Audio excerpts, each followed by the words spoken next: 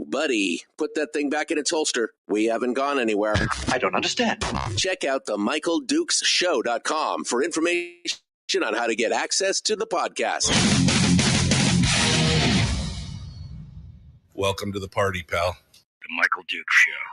I have 2 guns, one for each of you. Firearms Friday.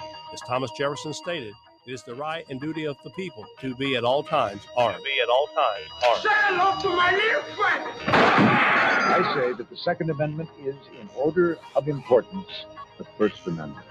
The right to keep and bear arms is the one right that allows rights to exist at all. The Michael Dukes Show. The right to keep and bear arms shall not be infringed. Firearms. From my cold, dead hands. Friday. Here's my rifle, this is my gun, this is for fighting, this is for fun. Firearms Friday. Firearms Friday, your chance to sound off on issues of a 2A nature right here on the Michael Dukes Show. Good morning and welcome to the program. If you're just joining us here on the program, Fridays are the days that we kind of take a little bit of time out of our regular schedule during the week to talk about Alaskan issues and politics. And we focus on what I think is one of the most important issues in our country, and that is the right to keep and bear arms. We talk about gun rights and laws, tips, tricks, tactics, whatever it is that we need to talk about. Anything that's gun related comes out here in Firearms Friday. We've been doing this about 15 years now, and I got to say, it is one of my favorite days of the week because it is something that is near and dear to my heart. And of course, if you've been following Firearms Friday, you know that one of the biggest things we've had heartburn with, well, over the last couple of years, of course, is the actions and the movements and the behavior of the NRA, the largest, quote unquote, gun organization out there. And while I think the local folks are great, I've been unhappy with the movement of their national direction, well, since 1986, quite honestly, but especially the last few years. And then everything blew up. And then most recently, they had the audacity, let me just say that again, the audacity to endorse Mary Peltola as our, for Congress, who in the last go around, just 2 short years ago, had a D rating. Now they're saying she's the darling of what they need to do. And I think it just proved to a lot of people that, you know, this is not working. And as I've advocated for many years, there is an alternative to this, you know, the supposedly supreme gun rights organization out there. I've been talking about it for many years, and that is Gun Owners of America. The only no holds barred, no compromise gun organization out there. And I am excited to finally have back on the program some folks. You know, we've had Erich Pratt on the program for many, many years, and Larry retired a few years ago. And now we get a chance to talk to Erich, who is the senior vice president of Gun Owners of America, following in his father's footsteps, doing an amazing job. And he's with us today to talk to us about that opportunity, that there is an alternative. And in fact, GOA is making some real moves. They just finished up with the gun owners. It was a leadership. It's their first convention. And I want to talk a little bit about that with him and more. So joining us this morning on the program is Erich Pratt, who is the senior vice president for Gun Owners of America. And we welcome him on the show. Good morning, sir. How are you doing? Doing great. It's good to be with you, Michael. Thanks for having me. Well, you know what? Thanks for coming on. I know you've been extraordinarily busy. You know, you guys just finished up with Goals, which is the Gun Owners Advocacy Leadership Summit. And it was your first ever convention. I unfortunately couldn't attend, but I did watch some of the videos that were coming out and the things that were being fed on Twitter and things like that. And it's kind of exciting. So first and foremost, since you just came off this last weekend, tell me a little bit about what it was about, what happened, and the reaction from folks out there. Oh, I tell you, it was fantastic, Michael. It was well attended. We heard powerful messages from pro-gun officials and pro-gun influencers, and I'm so glad that you were able to listen to it online, and people still can. They can find it on Rumble. They can find it on our YouTube page. All the different speakers. For starters, we also heard from Donald Trump. Now, he wasn't there in person. He sent us a video that we played at the convention, and I think he said 3 really key things. He said that he was proud of GOA's work in defending our Second Amendment rights, and so that was pretty awesome. He also said that Kamala Harris supports mandatory gun backs, which she does. Of course, you got to put that in air quotes, because really that's gun confiscation. And he pointed that out, that what she really supports is gun confiscation. And I think the other significant thing, he said that, when he's elected, he'll listen to GOA while in office. And that last one is huge, because he didn't always get great advice during his first term. I mean, there was another gun lobby that told him it was okay to ban bump stocks, and that did not serve him well. We had to sue the ATF. But, it also set the ATF on a tear where they've been bypassing Congress to write several gun bans. So all in all, that was bad. But, we were glad to hear remarks from him. He has picked a top-notch senator as his vice presidential running mate, J.D. Vance. He's one of 4 people who have a 100% voting record on Second Amendment issues from Gun Owners of America. But back to goals. In addition to Trump, we had other big speakers like Dana Lash, Brandon Herrera, John Lovell. We also had some fantastic elected officials like Lieutenant Governor Mark Robinson of North Carolina. Wow, is he on fire. He is really fantastic. Also, Representative Victoria Spartz of Indiana. She was there, and I love to see her in congressional hearings, because she just brutalizes spokesmen from the ATF and grills them. She's fantastic. Anyway, the feedback that we got from attendees and vendors, they said they had a 5-star experience. So I realize Alaska's a long way to come, but hopefully we'll see you there next year, Michael. No, I mean, that would be fantastic. I remember meeting your dad. Oh man, must have been 15 years ago, 20 years ago. We were at SHOT Show together and had a lot of discussions. He's been on my program many times, and so this is something that was near and dear to my heart even back then. And one thing that always struck me about the GOA is that they were they were the kind of the David to the Goliath. They were the mighty little train that could, right? I mean, it was always up the hill. What surprised me was that although everybody paid lip service to the big guy, the NRA, it was this little organization that at one point, I think when I first joined GOA, it had 380,000 members or something. But it was something your dad said, something about, when your advocates walked into the halls of Congress, people like run and hid. You guys were making people nervous. You know what I mean? And that's what's really impressive. Well, and as you said, go ahead. Yeah. Yeah, I was going to say, we constantly hear that on Capitol Hill when, I'll meet a new staffer or something like that, and they'll be like, oh, you're from Gun Owners of America? Your members are really loud.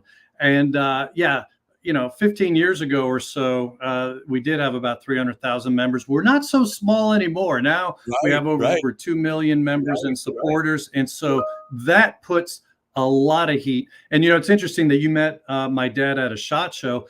In one sense, our goals convention was like a mini SHOT Show. We had speakers, which is unlike SHOT Show. But in having the vendors there, what was so nice about it is, SHOT Show is not open to the general public, whereas this was. And that was something that the vendors told us again and again they really appreciated. We had over 200 guns and gear vendors, and they said they got more sales and more contacts than they do at other bigger events. So, we're just really excited about continuing this on for next year. It's again going to be in Knoxville. But then the third year, we plan to do kind of the road show and start hitting other cities.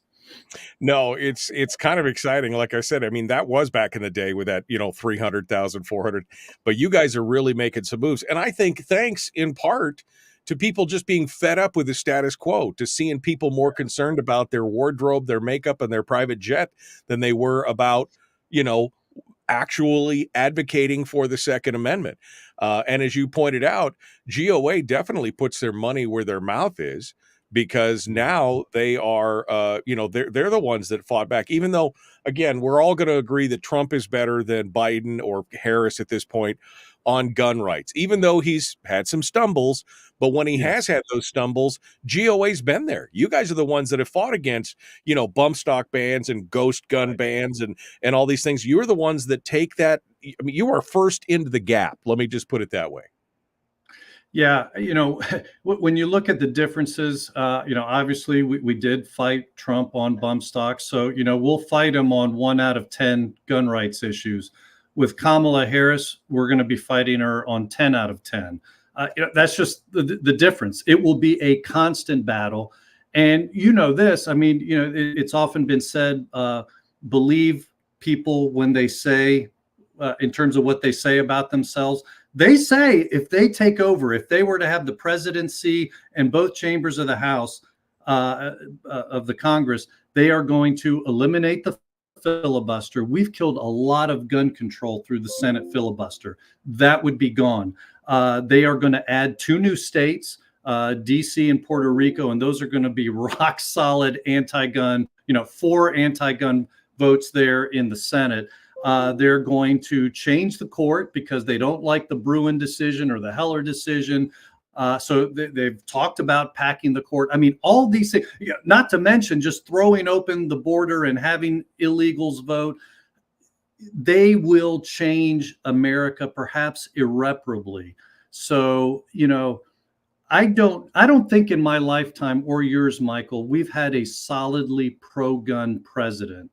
Every Republican president has had their foibles on the Second Amendment. That doesn't mean there's not a clear difference between the 2 candidates. And oh boy, is there a huge difference. And as I mentioned, at the vice presidential level, J.D. Vance is a rock star on the Second Amendment. He is so pro-gun, and the other side just hates him for that.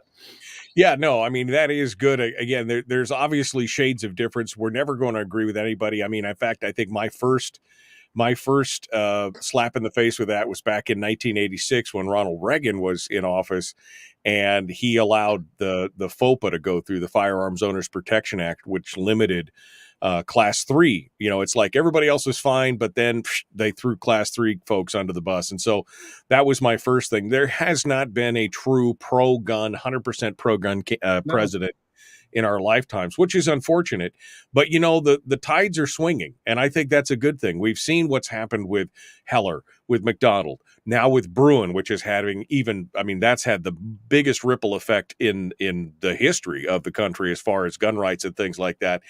But we're still seeing these fights go on out there, and we're obviously can't grow weary in well-doing. We're going to have to continue on to fight over that.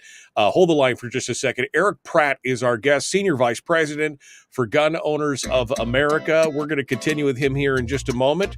We're going to talk about the candidates here in the state and this madness, this endorsement of a candidate who has supported assault weapons bans, who has supported, waiting periods, who has paid lip service to anything.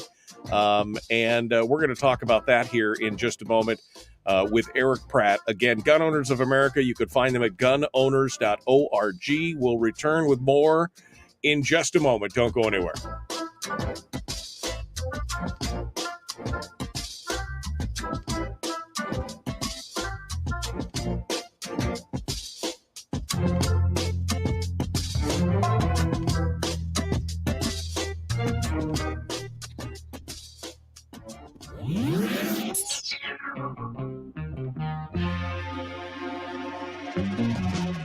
Running on 100% pure beard power. Oh, also some coffee.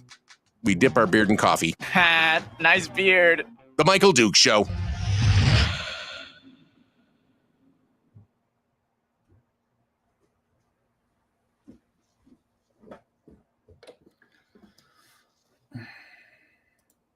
Okay. We're in the break right now. Erich Pratt is our guest. Thanks so much. Let's see. I'm just going to go through here and see if there's any questions real quick in the chat room before we got started. A little slow this morning in the chat room, but we're enjoying it as well. Also, don't forget, you can go out and we started broadcasting on Rumble here just a couple weeks ago. So if you haven't gone out there and followed us over on Rumble, that's another place. You know, it's an alternative to Facebook, because I'm sure one day I'll say something that will cause Facebook to kick me to the curb off the planet. I mean, I can't even put firearms in the headline of the video on Facebook without having them memory hole me somewhere. But there's 8 folks out on Rumble right now. Make sure you say hi, and so that I can see you're out there and everything else. Love to hear from you out there as well. Eric, let's go back to goals. Give me some highlights. What were some of the biggest and best things you saw out at your first advocacy and leadership summit? Give me some highlights here. Well, I think the biggest highlight was what we wanted to accomplish, and that was to encourage all the attendees that, we hear it every couple years, right? This is the most important election of our lifetime. We are at a point where if we were to lose this election, we will look back on this and say, yep, that was the critical election for the reasons that I was just stating. And so one of the things that was really exciting was to hear all the speakers. And I mean, we had, again, a lot of really notable speakers from the pro-gun community, from the political community, but they were all on the same page saying, the old way of thinking of your civic duty was, I have to get out and vote. But that's really not enough. We are at a point where you have to look at your pro-gun family and pro-gun friends and say, okay, do I know any of them are not registered? We need to get them registered. I was just doing that last night with a daughter-in-law. She's moved residences and hasn't registered in the new place. So I was like, hey, let's get that done. Right. So, I mean, things that we wouldn't normally think about, let's get those people that we know who think like us, friends and family, make sure they're registered. And then in the same way, I mean, in some places you'll have, a month to vote. In other places, it's all on one day in November. But whatever it is, make sure those pro-gun family and pro-gun friends cast their ballots. It is so important. We cannot sit on the sidelines. And so, we were just encouraging people, encourage 2, 3, 4, or 5 people, not only to make sure that they're registered, but then to also encourage the people in their circle of friends and family. If we are to do that, we will have such a big enough army. It'll be impossible to steal an election. And let's face it. I mean, there have been sketchy things in the past, but they cannot steal every election in every race all around the country. So we really need to be involved in getting other people to the polls. Yeah, and I think a lot of people, especially those who are kind of in the middle, maybe they're not on the left, maybe they're not on the right, they get so frustrated with all the caterwauling and the hair pulling back and forth that a lot of them have kind of, flung their hands up in the air and walked away and said, I can't take this madness anymore. We have got to make an effort to reach out to those people and to get them engaged. And there's some even on the right that have just said, I can't, I'm not going to hold my nose or blah, blah, blah. You've got to make it. You've got to work with the tools you have. And you've got to make a difference, and you've got to get these people engaged. And if we did, and especially if we reach out towards that more middle independent that's not one or the other, we could make a difference, and we could, pull it back from the brink if we worked at it hard. Yeah, absolutely. I mean, we've got to take up that challenge. And, in Alaska, boy, we've got a real race there for the House of Representatives. And sadly, the gun community is divided on this. And so those of us who know who the good people are, like Begich, you've got a couple good people in the race, tragically, and I hope this isn't a situation where they end up dividing their votes, because both Begich and Dahlstrom. Here we go. We're going to rejoin. Here we go. The Michael Duke Show. The Michael Duke Show. Not your daddy. Wait, sorry. Not your daddy? Ooh, not your daddy's talk radio. Whew, I was scared for a second. Thought we were going down. Here's Michael Dukes and the show. All right, welcome back to the program. Continuing on for this Firearms Friday. Erich Pratt, Senior VP for Gun Owners of America, is joining us. We were just at the end of our conversation there off the air. We were just getting into the conversation about, how we're making a difference in this country. That, we get tired of hearing, Eric, that this is the most important election of your lifetime. But unfortunately, it seems like with each step, each one becomes the most important, right, as we go through. But it's pretty true right here, because we see that there's some differences. And now we've got this conflict in the gun community where the organization that's begging for a second chance continues to stumble. And I'm talking, of course, now about the NRA endorsing Mary Peltola, who is a Democrat, who has voted, who's Nancy's girl. She's voted with Nancy Pelosi. She's been, she defended Biden as one of the sharpest people in the world and all this other kind of stuff. Had a D rating from their own organization just 2 years ago. And now she's their candidate, when there's very obviously a candidate who's been stalwart, who's been Nick Begich had an A rating, A+ rating, and now he's still got the A rating here. And I know that he's rated well with your organization as well. There is an option, and yet they chose to. I mean, I'll be honest with you. I deal with a lot of people who are grassroots kind of NRA people, and there's some real people are walking away. People are walking away. Talking about how do we revoke a lifetime membership? How do we just get rid of it? And of course, a lot of people saying, where else do we go? And we've been talking about GOA, obviously. I have for many years. But let's talk about the differences in scoring and how you guys take a look at this, because this makes no sense. A lot of people just looked at this and went, how could you even make that happen? Yeah, there is a huge difference. She is F rated from us. And here are the reasons why. You know how Biden imposed a ban on up to 40 million pistol brace firearms? Well, there was an effort in the Congress to repeal that. Well, she voted to maintain the ban.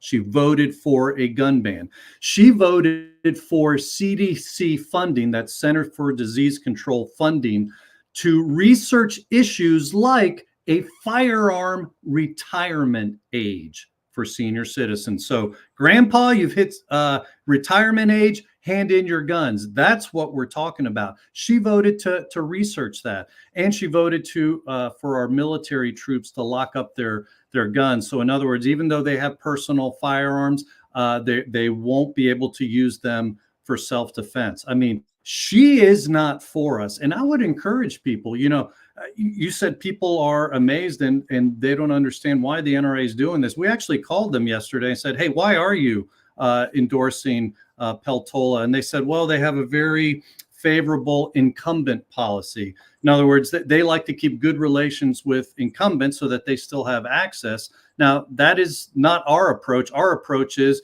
you follow the Second Amendment, we will highlight you to our members. You vote against the Second Amendment, we will explain to your voters every single time you've misstepped, and we will give them your D or F grade as you deserve. That is our approach. And so, I would just encourage people, it might help for them to hear from people from Alaska, like, hey, what gives? Why did you give an endorsement to her, and just see what they say? And if they start hearing enough flack, maybe they'll pull it, because Nick Begich is clearly, the one with the momentum in that race, and the one who is he's got a solid pro Second Amendment stance. Right. I mean, and he's obviously the forerunner amongst the conservatives. There's going to be a progressive conservative, fight there. The problem is, of course, is because we're subject to the ranked choice voting rules, which is up for repeal this year on the ballot. We've got two Republicans fighting it out there, NPC Nancy and Nick Begich, and I'm hoping that we can survive that. But yes, an endorsement. Why give it to the incumbent if the incumbent is a failure? If the incumbent is infringing on the rights that you are supposed to be defending, Why would you do this? And I know this is something that the GOA would never do because, again, the only no compromise gun lobby in Washington. If you step out of line on the Second Amendment, you're going to hear from GOA. Yep. Yeah, and just to give you an inkling, here's what, we survey candidates, and here's what Nick Begich said in his survey to us. We asked, any additional comments? We asked this to every candidate. Here's what he said. The Second Amendment's directive is unmistakable. Shall not be infringed is clear and unequivocal. As a firm advocate for the Second Amendment, I believe in the fundamental right of law-abiding Americans to bear arms without constraints. I mean, that's shall not be infringed language there. We can bear arms without constraints. He says, our liberties as enshrined in the Constitution must be protected and upheld with the utmost respect. This is why he has an A rating from us and is, a candidate that people should get behind. There's no wiggle room, right? I mean, that's something. There is no wiggle room. Wait, Eric. I thought it was about hunting. I thought it was about subsistence. I thought it was about, but that's what we hear from some, right? Well, we will. Don't you worry, you hunters. You'll still be able to hunt. You'll still be able to do, except unless you're a hog hunter in Texas who wants to use your AR-15 to hunt, or, unless you use Thompson Contender stuff and you've got a switch. Oh, now you've got a short barrel rifle. It's shall not be infringed. I couldn't ask for a better answer from that. I hadn't seen that answer, but that's amazing. Michael, we should also point out that the Biden-Harris administration is trying to impose lead ammo bans through executive action.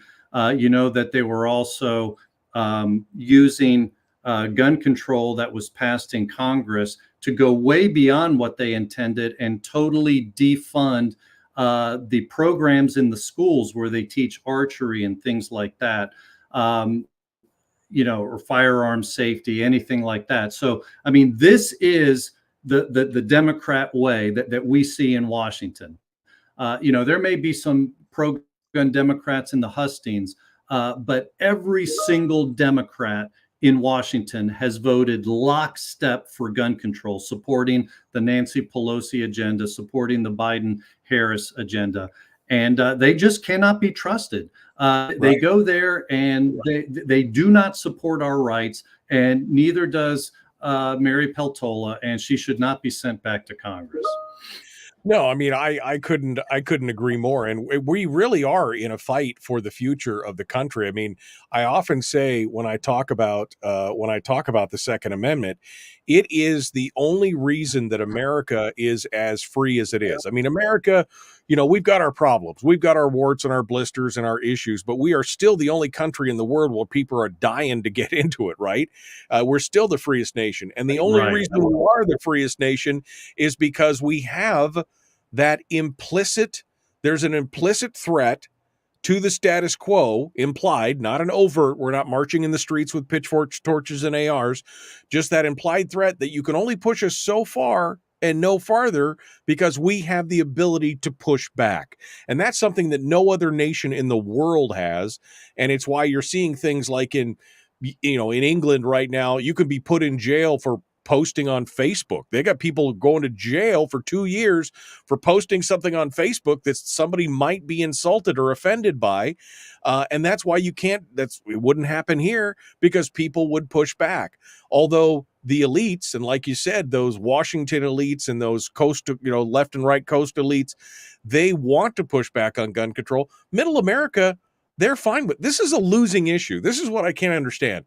They keep going after gun control, but it shows in study after study and poll after poll that gun control barely breaches the top 10 issues amongst average Americans. They're worried about the economy and inflation and paying for their kids college and food and national defense and borders and immigration. And they're worried about all that stuff. Guns are way down at the bottom as far as gun safety or gun control or whatever they want to name it these days. But we've got to protect it because it is the last line of defense in that regard. Well, you're right. What the Second Amendment is all about. The Second Amendment protects all our other liberties. And you said it earlier, it's not about hunting.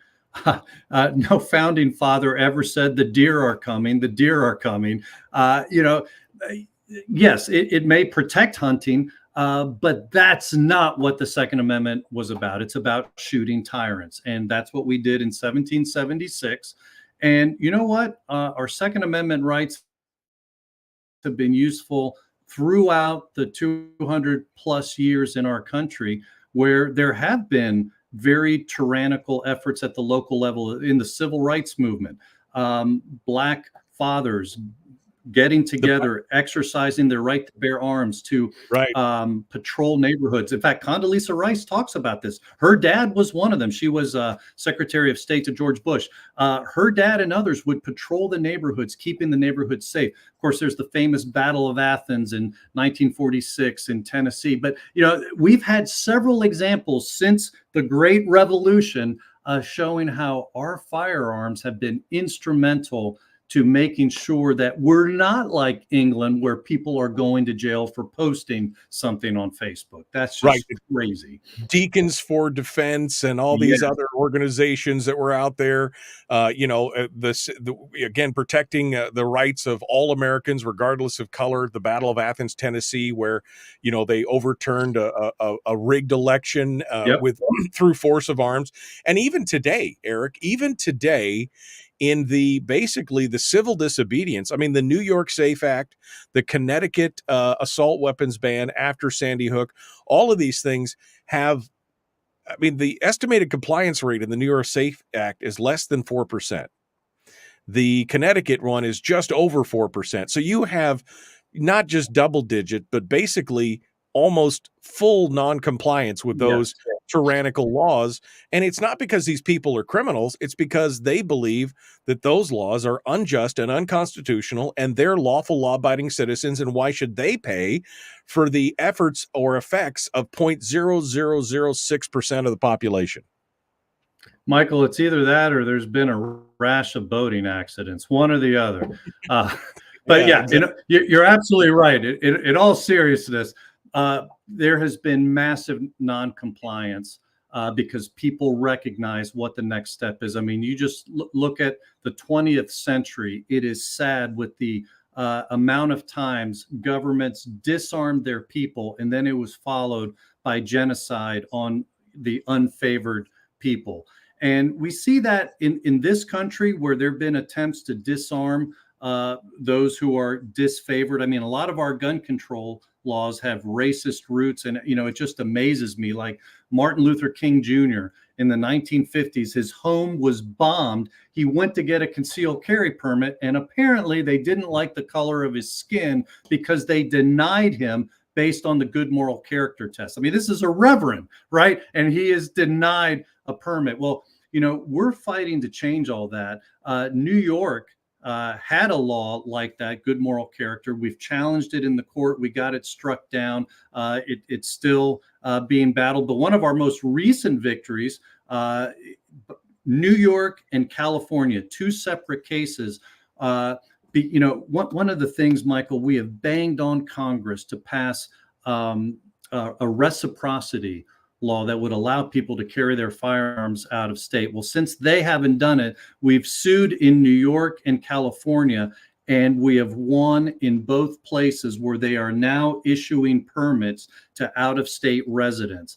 And that's really huge, by the way, on the East Coast, because people before could get in their car in Florida, drive all the way up the East Coast with their concealed carry permit, and then bam, they hit a choke point in New York because they did not issue permits at all. Now, this is going to make it possible where they can travel the whole Eastern Seaboard carrying concealed. Now, I should be quick to say we're still dealing with New York, so that means there's going to be a lot of training, a lot of money involved, a lot of infringements. Okay, but at least the door has been cracked. We are pushing towards freedom, and now at least it is possible to get a permit so that you can be legal. These are the kind of exciting victories that we're winning. And so even though we've talked about a lot of the problems, and there are many, and that's why we're here, we're fighting. A lot of good things are happening, especially ever since the Heller case and the Bruin case. Oh my goodness, we are winning all over the country, winning these important battles. Erich Pratt is our guest. We have one final segment coming up, and we're going to talk about those upcoming battles, including some of the positives. I mean, again, he just mentioned a few: Bruin, reciprocity, constitutional carry. These are some good things that are coming up, but we're going to have some more discussions about that here in just a moment with Erich Pratt. If you want to find out more about Gun Owners of America, all you have to do is go to gunowners.org. You could sign up for their news alerts and their news reports there.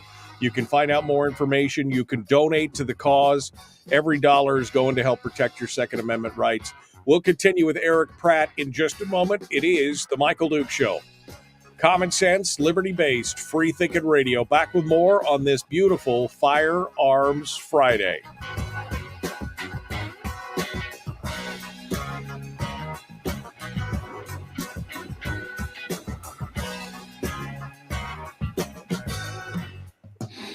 We're broadcasting live through a series of tubes. Allowing all of these entities to provide streaming stuff going on the internet. Well, it's kind of hard to explain. Sorry. Streaming live every weekday morning on Facebook Live and MichaelDukesShow.com. Okay, Erich Pratt is our guest here in the break, and you're right. I mean, we go through this. This is something I've never understood. You brought up, Martin Luther King, the Deacons for Defense, all these other organizations. I've never understood why, American minorities, Black Americans, have become so enamored with Democratic policies, because those were the same policies that were holding them down. And in fact, it was the Democrats who wanted to keep them down with Jim Crow and segregation and all these other things, and preventing them from being able to defend themselves in those kind of situations. I've never, ever understood that. And they seem to have lost. When you describe and tell the story of the Deacons for Defense to folks, especially of color here in the country, and they're like, really? I'm like, yeah, defending themselves, fighting against the man, right? The machine. They were pushing out. Those were some of the original Second Amendment defenders. You guys have got a proud history. Well, why don't we talk about that? And it's shocking, because it's just not something that people are taught. It's like we've come through 2 or 3 generations now of the public school system where they've been indoctrinated to believe that government is the answer to every problem, even ones you haven't thought of. And so they can't even look back and say, oh, well, we took care of ourselves. We did this, we did that. It's amazing. I think you just touched on it. And, a lot of these issues interweave. And so, outside of the gun issue, you just touched on the indoctrination. When the federal government took over education, that means you can have a small group of people control what's being taught. And these lessons are not being taught. And it's stunning to me. The NAACP back in the 1960s was protesting the disarmament of blacks. And, and the abuses there. Today, the NAACP is a huge supporter of gun control, whereas they weren't in the 1960s. So when did that change occur? It would be a fascinating study, but I think you touched on it. The big thing is the mindset that the government will take care of us. I mean, that's the Marxist mentality that, government is good. Man is inherently good, which, is not really a biblical idea at all. And so that he can be trusted then to be the one with all the guns. Well, you just look at the history of government. That is not a good assumption. Right. Well, I can't remember if it was Lenin or Khrushchev who said, basically, give me 2 generations or 3 generations of your kids, and I'll make good little socialists out of them. I mean, that's essentially what's happened. I mean, that's why I'm so pleased to see at least President Trump has said that one of his stated purposes was to dismantle the Federal Department of Education, because, again, that's only been in since the 70s. Carter put that in. Right. We need to take that back. Again, government is not the answer to every problem. We need to start looking in the mirror and realizing that we are the solution to most of our own problems if we can get around it. But again, that's a generational thing. And the only thing that holds back the full court press of government taking over everything or taking control of everything or being in every part of your life is the Second Amendment. Yeah. Yeah. You said government is not always the solution. In many cases, government is the problem. And I think Reagan had a pretty snappy quote on that, which is eluding me right now. He said that government is not the solution. Government is the problem, right? Yeah. Okay. That's essentially what he said. I'm paraphrasing. Yeah. That's essentially what he said. He's right. He goes, it's also the 11 most terrifying words in the English language. Yes. Government, and I'm here to help. Yes. I mean, right? I mean, that's just like, okay, that puts shivers down your spine. That's the problem. And I'll be honest. I've often said that if the founding fathers were alive today, they'd be in some corner bar or tavern talking a little treason, right? They threw a revolution over a 3% tax on mail. And look at where we are today. Look at how we're taxed. Look at how government has control of everything we do, we say, we transfer, what we can buy, what we can't buy. I mean, it's madness. It's absolute madness. Yeah, they would say, "What's wrong with you guys?" Yeah, they'd be like, "What? Where's your courage, man? Find your courage and stick it to the screwing point, or screw it." That's what they would. Screw it to the sticking point. That's what they would do, and you'd be like, "Well, okay, we got to do something." It's kind of crazy. Greg says we need to get. Can we get Eric on the show maybe monthly? I don't know. Eric's a busy guy, but we will try to get Eric on a lot more because it was one of the things that I really enjoyed was talking with your dad. He was with us every month or two. He'd come on board, and it was always great. I hope he's doing well. I haven't spoken to him in a while. I hope he's doing well. He's doing fantastic. Yes, he is. Good. I'm hopefully enjoying his well-earned retirement. That's all I can say. All right, we're 30 seconds out right now. We're getting ready to rejoin the radio. So let's continue on. Erich Pratt is our guest. Again, if you're not a member, as Captain says over on Rumble, if you're not a member of GOA, please join. Go to gunowners.org and get it done. Here we go. 8 seconds back. The Michael Duke Show. Common sense, liberty-based, free-thinking radio. Let's get to it. Here we go.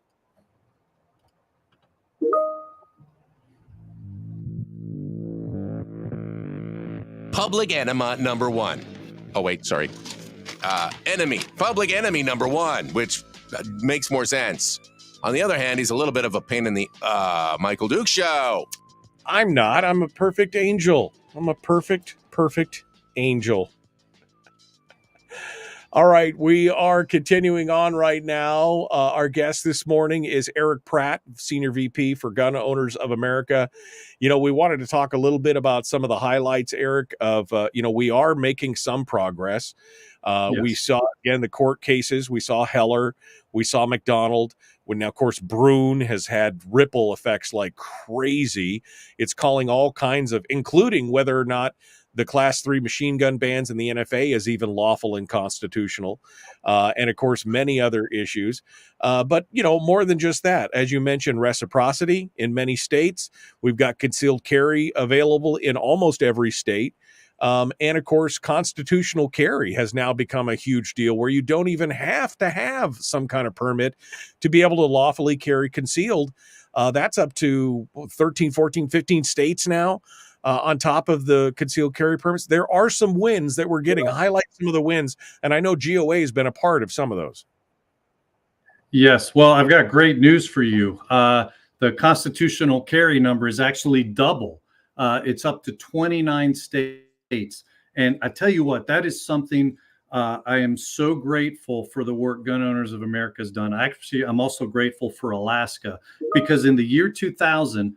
We only had one constitutional carry state, and that was Vermont. They've had it since the beginning when they became a state in the 1700s. In the 90s, we started pushing for it. There was another group that only wanted to keep the permit system and was threatening legislators with F grades if they introduced constitutional carry. They contacted us. They say, hey, what do? We said, hey, we got your back. Go ahead and push for constitutional carry. Introduce it. We will tell your constituents that you are the pro-gun person in the race. And things just started snowballing. Alaska was the first state in modern history to adopt constitutional carry. So thank you, Alaskans. And then it was Arizona. And now I think the last two were Louisiana and South Carolina. So we are up to 29 states. You talk about victories. Wow, that is a huge, that's a majority of the country that you can carry without getting a permit, without getting government permission. That's fantastic. So that's obviously a big win. Other wins that we've had in the courts, everything that Biden has done by executive order, we've been able to challenge using Heller, McDonald, Bruen, and we are winning in the courts, whether it's the pistol brace ban, whether it's his attempt to make it so that you can't buy or sell a gun from a neighbor without registering that purchase. We got an injunction against that. So ATF cannot enforce that rule against GOA members. Honestly, we tried to get that for everybody, but courts usually limit their rulings to the plaintiffs. So for now, if you are a GOA member, that doesn't apply to you. You are protected. We're challenging, or I should say protecting gun dealers who are being persecuted by the ATF. They're trying to put gun dealers out of business for mere clerical errors. And I'm glad to say that we have 1,000% batting average when it comes to going into court and defending these dealers. The ATF just withdraws their revocation hearing each time we go in to defend one of these dealers. So a lot of good things are happening in the court. The downside is lawyers don't come free. So it's expensive battles. It's an expensive way to win victories. And that's why, one reason why just another 4 years of, Kamala Harris just continuing this trend would be devastating, not to mention the fact that if she's able to pack the Supreme Court as they want to do, that means we wouldn't even be winning the victories that we're winning. So a lot at stake this November. It's really important, not just that you vote, but get your pro-gun family and friends, make sure they're registered and encourage them to cast their vote. And, we were talking about this earlier off in the break. This is something I've already started doing with my family, and I'm finding a couple folks who moved that didn't register at their new place. So it's really important. Make sure your pro-gun family and friends are registered and drive them to the polls or whatever it takes to cast a ballot, walk them through the process. This election is going to be really, really important. No, and I see it. And again, like you said, I love it, the fact that the ATF knows when they've stepped in it. And when they see a GOA attorney registered for their next case, they're like, nope. Sorry, gonna nope right out of here on that one. Not gonna make that happen. And not that they don't want to. Again, and GOA's been involved in almost everything across the country, whether it was the arm brace, the 80% receiver case, the ghost guns, the 3D printing battle, the whole thing. These are all constitutionally protected things that the ATF does not have the authority. And that's what I really love. I love the fact that the courts are now going, and not just the ATF. We're talking about the EPA with the Clean Water Act and some of these other things where they realize that Congress has abdicated their responsibility to actually create laws. They create this bland framework and then pass it over to a bunch of unelected bureaucrats to say, fill it up with whatever you want or make the change on your own. And the courts are finally saying, you can't do that. You can't make an executive decision and then through administratively, after 12 years of having a product saying that it's lawful and legal, and then come back and say, oh, by the way, it's not legal anymore. It's just, you can't do that. And GOA has been in that battle since the beginning. Eric, we're coming up to the end here, but I want to, give you a chance. What other, aside from the elections, we know that's ultimately important. Are there any other battles that people should be watching for specifically, and things that they should be donating for that you will be using that money to fight here in the near future? Well, we are fighting a myriad of battles in the courts right now. We just launched a battle in Florida to challenge their ban on open carry.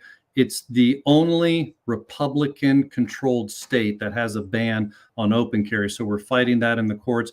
We're looking for all kinds of opportunities. And I would just say this, by becoming a GOA member, not only do you help keep us on the front lines and bringing these suits all over the country, but it also protects yourself. Because as I mentioned earlier, a lot of times these judges, when they issue an injunction against the ATF, they limit it to the plaintiffs, to GOA and their members, that kind of thing. Or if it's another organization, them and their plaintiffs. So the fact that we've been very aggressive in the courts and winning these battles for our members, don't get left out. By joining GOA, you're going to help propagate more of these legal cases, but also it's good for you too, because it protects you as well. So when you go to gunowners.org, membership is $25 a year.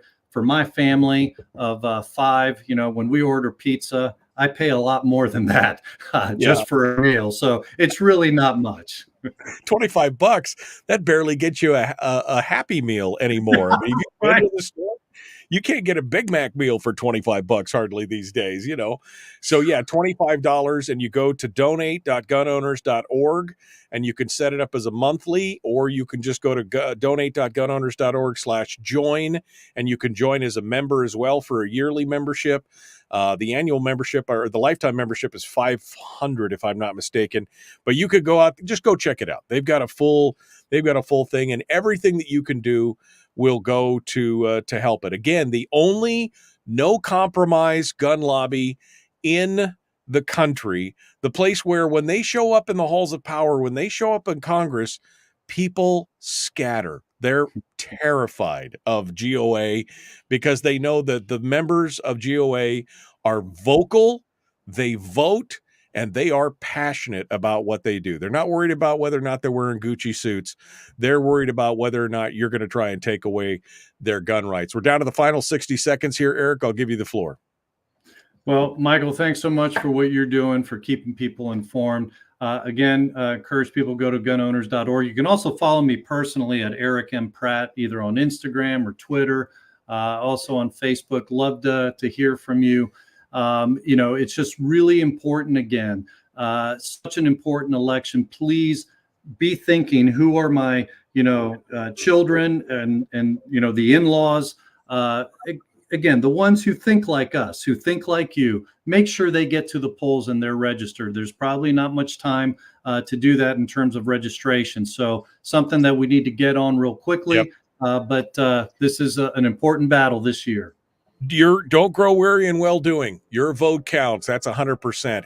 Erich Pratt, Senior Vice President, Gun Owners of America. Again, gunowners.org. Just join right there.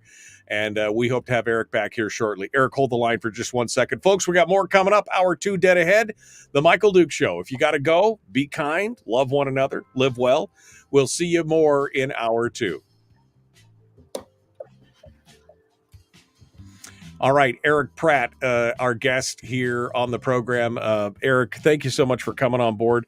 I would love to set up something with you where we have you on regularly. And I know I was listening to your computer go ba-ding, ba-ding, ba-ding, ba-ding for the last hour. So I know you're a super busy guy, right? I know you probably got Teams messages flying out your ears and everything else. But we would love to have you back on, especially as we fight on some of these hot button issues.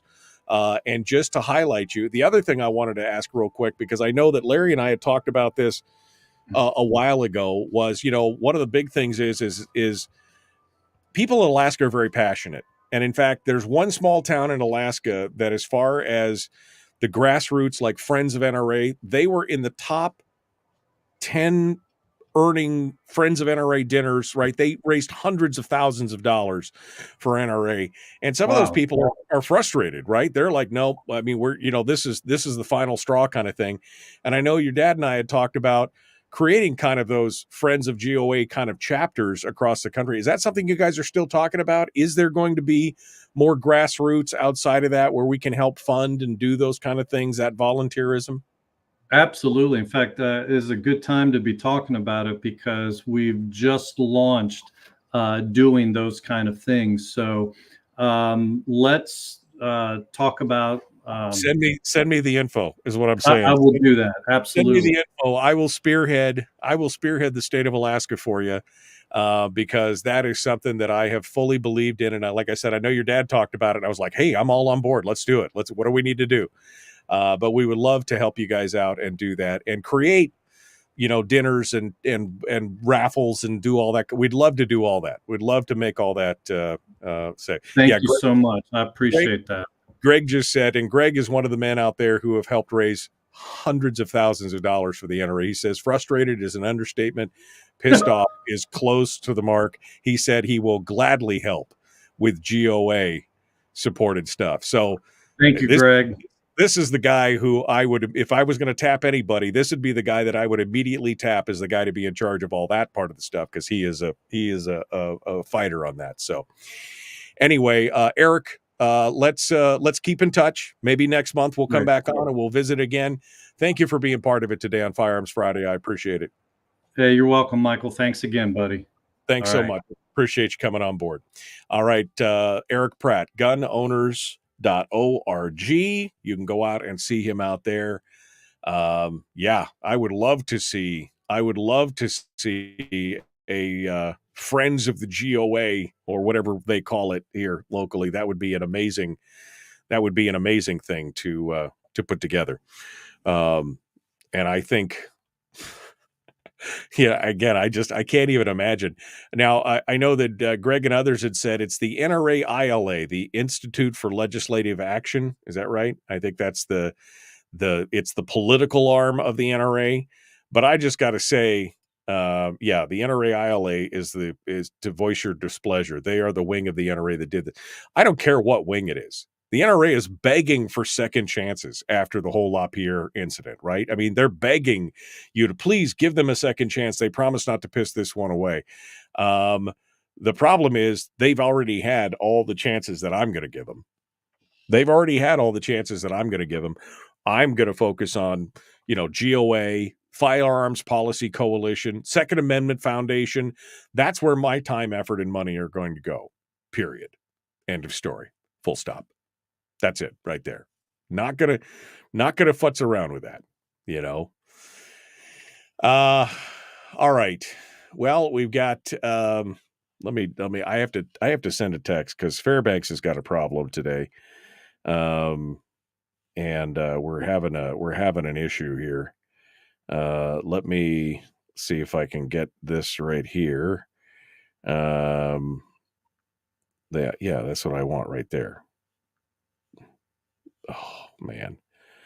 Okay. I think that's it. Is that it? Oh, too many windows popping up here. Okay. I want to talk to and my clock.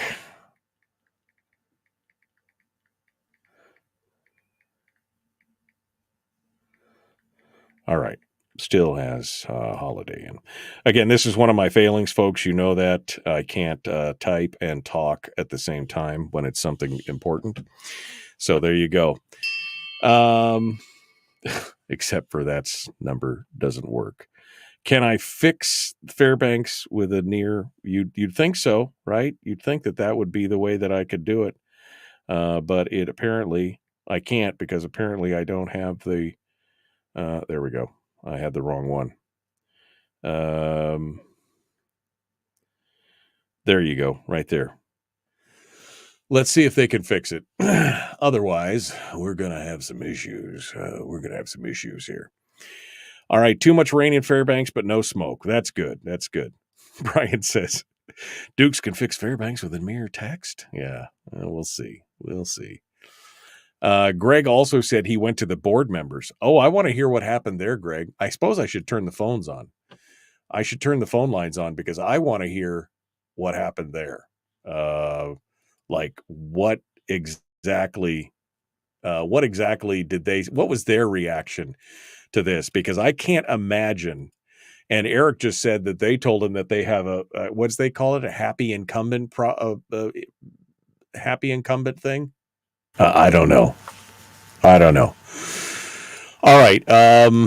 Let me go back over here and get this rolling. We're going to get the phone lines up, and then we will continue the Michael Duke Show. Common sense, liberty base, free thinking radio. Here we go.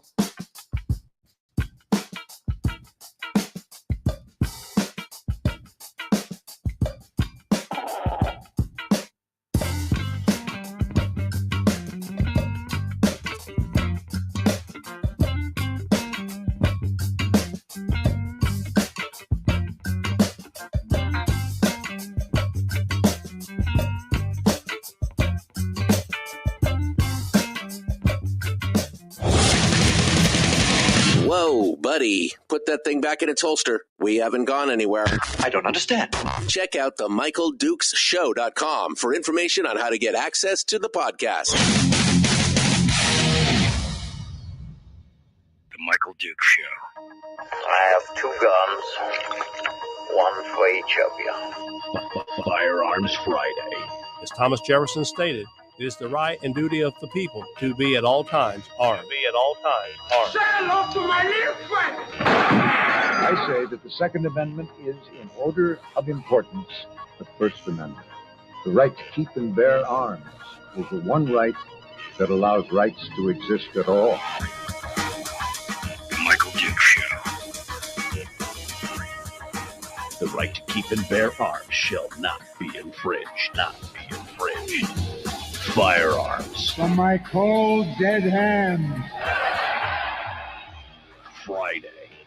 It's my rifle, this is my gun, this is for fighting, this is for fun. Firearms Friday. Firearms Friday, your chance to sound off on issues of a two-way nature right here on the Michael Duke Show. Good morning and welcome back to the program. We are continuing ahead here with the show today. We just finished up with Erich Pratt from Gun Owners of America, and ooh boy, howdy, what a great interview, what a great discussion, and we're looking to have Erich back on the program here sometime in the near future. We're going to see. He said he would be willing to come on a regular basis, so I am looking forward to that. We're ready to rock and roll and talk about those things and move forward on that. So looking forward to that for sure. Hour 2 of the big radio broadcast. Of course, we've got Willie Waffle coming up at the end of the show this morning. He's going to be helping us with our entertainment review, a little bit of a lighter side. And it's going to be a fun discussion, I'm sure. In the meanwhile, I'm opening up the phone lines this morning for any kind of gun Q&A. If you have any comments or questions, I know Greg.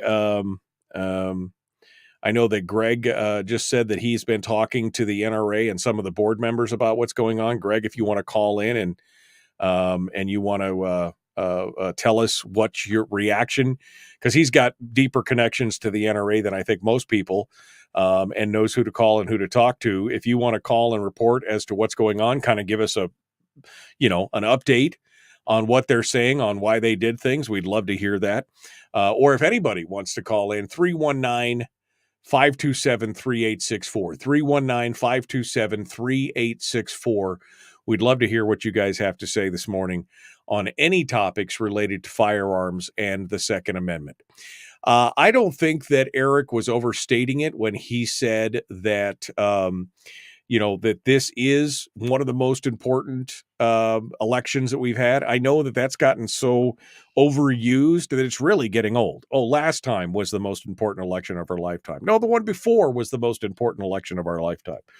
But if you look at the positions that many of these politicians are taking, especially people like Kamala Harris, you should be concerned, because their whole, even with the courts being on our side and the fights against executive overreach and everything else,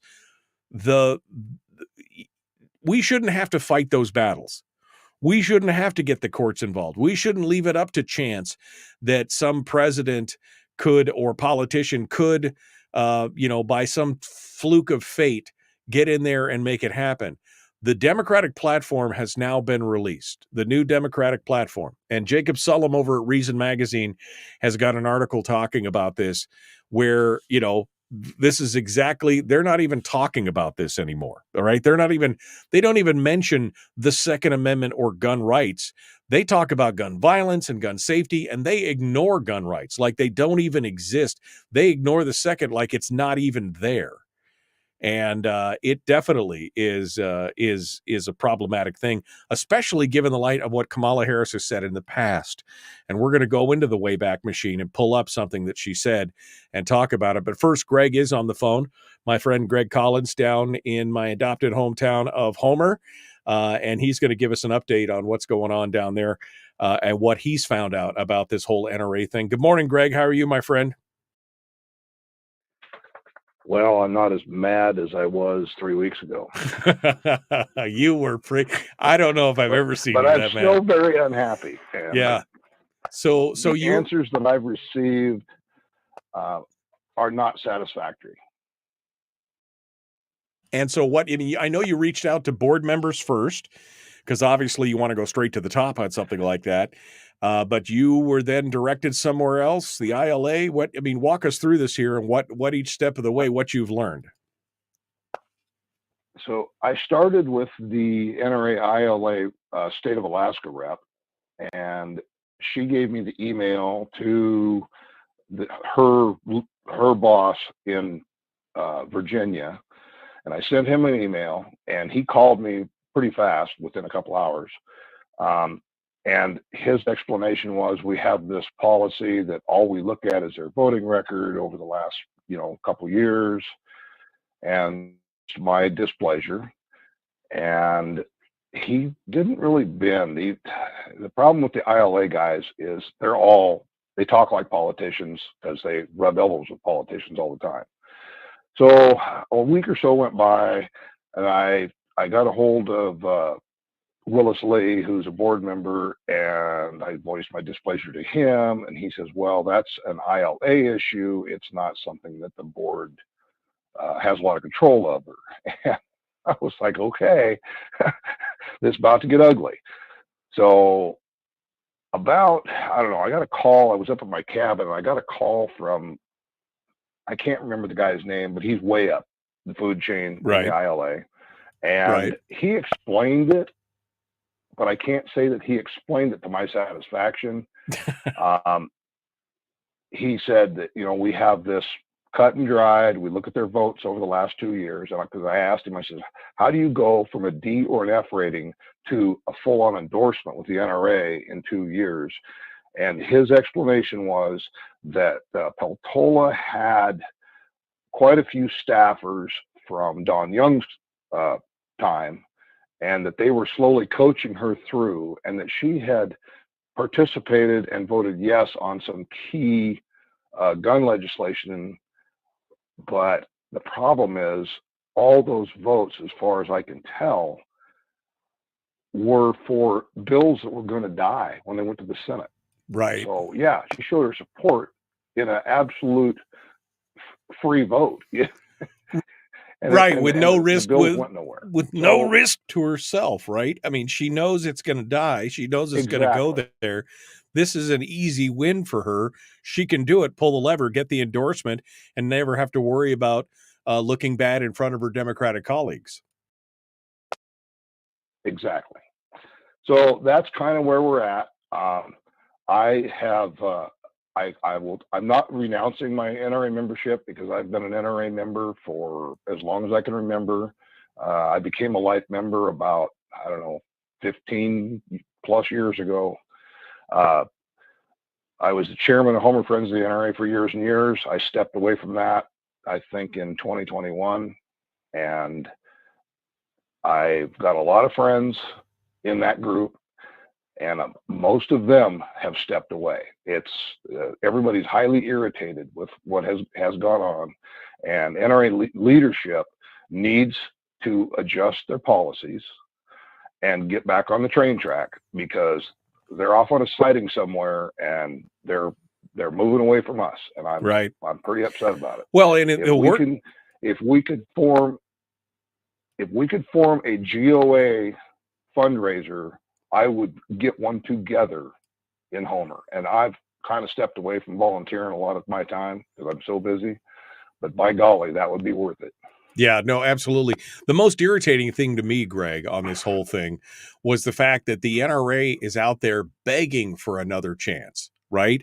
We know we screwed up. We know this is wrong. We know we've done this, but just please give us one more chance. And then something like this happens, and when you call to try and get the details, they're like, oh, that's not me, that's them. Oh, no, that's not them. It's the policy. Oh, it's not this. This organization obviously has become too big to have accountability to itself.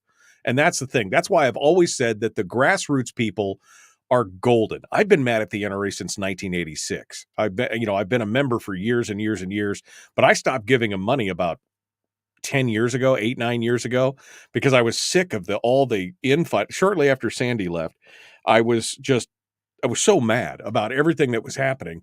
I just quit giving them money because I'm like, you guys are going to do what you're going to do. I'm going to continue on. But it's just frustrating. And to see an organization like GOA say, we're going to do it, we're going to fight, we're going to be no compromise, that's music to my ears. Yes, I agree. I got to say, the Friends of the Group is solid people, and what the money that they raise is not supposed to go to the NRA. It is actually to the NRA Foundation. And the NRA Foundation is who funds all of our school shooting sports, gun ranges, gun clubs. When I was getting monies allocated at our yearly meeting, we funded for our fire department enough bulletproof vests to have medics be able to go in with the police in our local area here down in Homer. To be able to back the police up with medical attention. But we had, ballistic helmets and bulletproof vests, and the fire department still has all those. We've helped the police departments out all over the state with grants to get stuff that they just couldn't afford. Right. The mission of the NRA Foundation is different. But back when LaPierre was in, he had managed to figure out how to pull some of that money out as, I'm going to say, loans to the NRA. And that is when my heart rate went out of control and I stepped away. I just couldn't do it anymore. Yeah, no, that's exactly it. He has done more to damage the NRA than I think any other person on the planet. And as much as, we all want to give them a second chance, they've had second chances, they've had third chances, and they still, it's still a huge problem. So, well, Greg, go ahead. I'm sorry. You have to look at the top of the NRA real quick. Those people have been there a long, long time. They're jaded, and they got rid of some, but it's kind of like our state legislature. We have not got rid of enough of them. Yeah, no, I agree. I think that is it. That's it exactly. That there haven't been, and I don't know. It's sad to say, Greg, but I don't know as it can be saved. I don't think that it can be saved. Because I think it's gone almost too far forward, and we'd be better off instead of trying to spend an enormous amount of time, effort, and money to try and fix this problem. It's like trying to unpickle a pickle. You don't unpickle a pickle, you throw it away, and you go get a new cucumber. That's what you do. For me, the GOA has not besmirched themselves. They have never taken the stance of money over principle. And so I would just rather put my efforts into something like that than anything else. So I'm with you. I'm with you on that. Final thoughts, Greg, here before we go to break. I fully support the GOA. I send the money pretty regular. Yeah, no, we have to. We have to. Absolutely. All right, Greg, thank you so much for calling in and giving us the update. I appreciate it. We love to hear from you, and we will talk with you again soon, my friend. Thanks, Michael. Have fun. Appreciate it. All right, Greg Collins calling in from Homer, giving us an update on what he's found out from the GOA and more. But we are up against the break. We've got more coming up, so don't go anywhere. The Michael Duke Show continues in just a moment. We'll return, and we're going to talk a little bit more. We'll take some more phone calls, 319-527-3864 if you want to get back in the queue. We had somebody on hold. They dropped off there if you want to call back.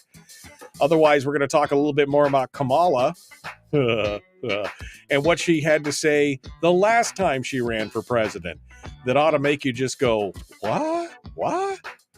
We'll be back. The Michael Duke Show. Common sense, liberty-based, free-thinking radio.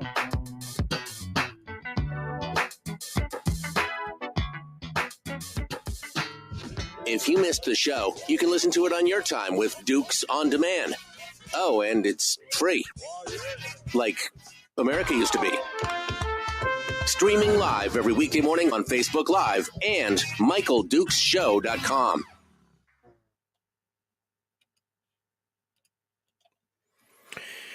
Okay, we're in the break right now. Taking some calls and doing everything else. Joseph says, hey, Michael, my buddy found a sealed red bag of ballots on the side of the road on Lockheed Drive near the airport. I'm guessing being couriered to the post office, but no way of knowing for sure. Tried contacting a couple of folks, so did he, but no answers. Do we contact the Division of Elections? Or I would say, yes, you contact the Division of Elections. I would take it down to the local Divisions of Elections office and say, we found this on the side of the road. What are you doing that? I mean, that's that makes no sense. Yeah, I would take it over there to the Division of Elections this morning. First things first, Joseph, if I were you. So there you go. And then send the story to Must Read Alaska and the ADN. By the way, we found this whole bag of ballots out here. Terry says if you PM her, Joseph, she will she'll give you the contact information. So there you go. All right. Rob said 2 years ago the NRA endorsed Hopkins over Tomaszewski, but they at least had the decency to wait until Hopkins had pulled his co-sponsorship from a red flag bill. Yeah, I know. That's another one that just makes you go, what? What is it? What? And then he also said, if every election is the most important election, maybe we have too many things dependent on politics and government. That's it right there. That's the Rob wins the internet today for the most the most succinct comment that I could think of.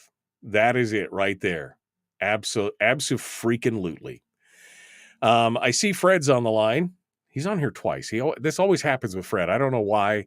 Maybe it's because he's trying to call all the way over from Rhode Island or not. But let's see which one of these is actually Fred, shall we? Good morning, Fred. Are you there? Can you hear me? Hello, Fred? That's not Fred. But I think this one is Fred. Good morning, Fred. Can you hear me? Yeah, you got it that time. It's usually the second one for some reason. It usually is the second one. I don't know why it does that. But the second one connects. Yeah, I don't know why it does that, but there you go. All right, Fred, we'll hold the line. You're going to be up in the queue here in just a second here. As soon as we return from the radio, we're about 2 minutes out, so don't go anywhere. I really want to get to this Kamala quote because it is astonishing. Absolutely astonishing. Back in 2019, she promised to impose new gun policies, including universal background checks, an assault weapons ban, and a repeal of the NRA's corporate gun manufacturer and dealer immunity bill. That's what she called it. We call it the NCA, the National Consumer and Protection of Lawful Arms Act, NCPLAA. Which was supported, by the way, by Biden and Hillary Clinton and pretty much every other Congress critter there was out there. That was not an NRA piece of legislation. Anyway, She wanted to do all those things, but even that was too much, even for Biden. He said there's no constitutional authority to issue that executive order when they say I'm going to eliminate assault weapons. You can't do it by executive order any more than Trump can do the things he says he can do by executive order, which we found out to be true. Bump stocks, that got overturned. The same thing with the arm brace ban. That's what Biden tried to do because he didn't want to do it then, but then after Trump did it, he wanted, But even then, Biden was saying that's not constitutional. And she laughed and said, well, don't say no. Let's just say, yes, we can. I mean, she's a presidential candidate, and she's saying that. I mean, my head's just gonna explode, man. Absolutely explode. Anyway, we're gonna continue on and talk about this. We'll get to that quote, but first we're gonna talk with Fred. Let's continue on the Michael Duke Show. Common sense, liberty-based, free-thinking radio. Make sure you like and share, like and follow, and do all the stuff. Let's keep going on. We're 10 seconds out right now. Here we go. Again, like, share, subscribe. Let's do this thing. Here we go.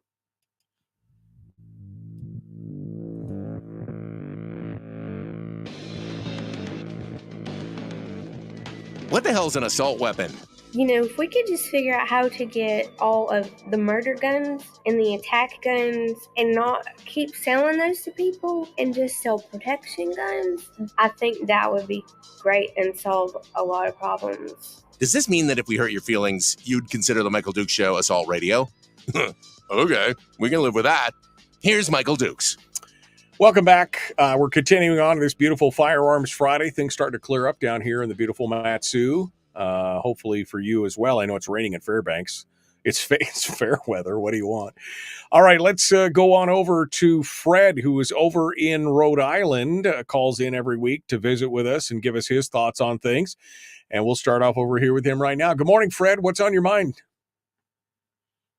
Well, Michael, this whole thing with the NRA is kind of interesting in the world of compromises in politics. I mean, it kind of reminds me of a story of compromise with a family who has 5 children.